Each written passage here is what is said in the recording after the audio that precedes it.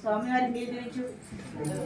చక్కెర తిన్నాడు కదా, ఇప్పుడు చక్కెర పెడితే అంత చేతికి మూతికి అంటుతుంది కాబట్టి అట్లా.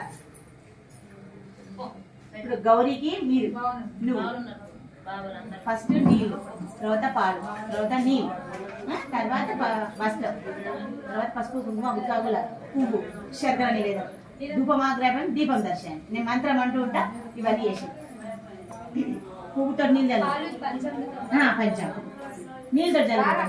గౌరీ సర్వమంగళ మాంగళ్యే శివే సర్వార్థ సాధకి శరణే త్ర్యంబకే గౌరీ. పువ్వే తీసుకో. శరణే త్ర్యంబకే గౌరీ నారాయణీ నమోస్తుతే.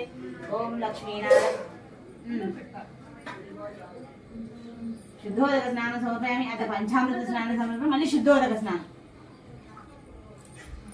ఇప్పుడు పసుపు కుంకుమ ముందు వస్త్రం ఎక్కించిన తర్వాత పసుపు కుంకుమ బుక్కాగులాలు పెట్టాలి. 2 వరుసలు పెట్టాలి. ఆ పాపకు చిల్లరి పొడుగా వేసేస్తాయి. అన్ని వేసిన బిడ్డ చక్కెర పెట్టి ధూపమాగ్రహం ఇట్లా చూయించు. ఆర్తి పల్లెని చూయించు. వినాయకుడి దగ్గర దక్షిణ పెట్టుంటే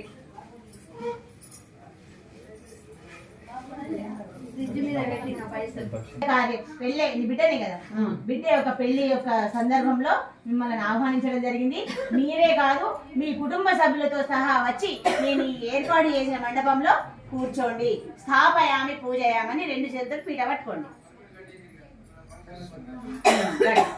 మీరే కాదు, మీ కుటుంబ సభ్యులతో అందరూ కదా, కుటుంబ సభ్యులతో మనం ఆహ్వానించడం. శనిభ్యస్య రాహవే కేతవే నమః.